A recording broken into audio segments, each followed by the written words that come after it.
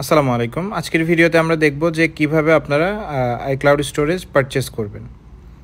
এই যে দেখতে পাচ্ছেন আমি iCloud-এ চলে যাব। iCloud-এ চলে যাওয়ার পরে এখানে দেখতে পাচ্ছেন যে আপগ্রেড টু iCloud অপশনটা আছে। আপগ্রেড টু iCloud অপশনে ক্লিক করব।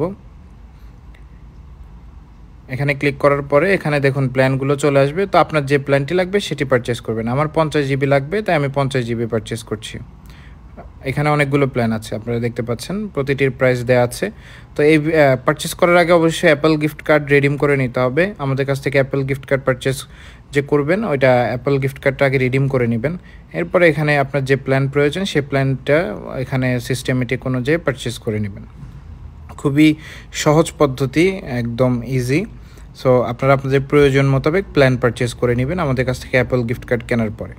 ঠিক আছে, যদি কোনো সমস্যায় পড়েন আমাদের হোয়াটসঅ্যাপ সাপোর্টে যোগাযোগ করবেন। আমরা ইনশাআল্লাহ সর্বোচ্চ চেষ্টা করব আপনাদেরকে সহযোগিতা করার।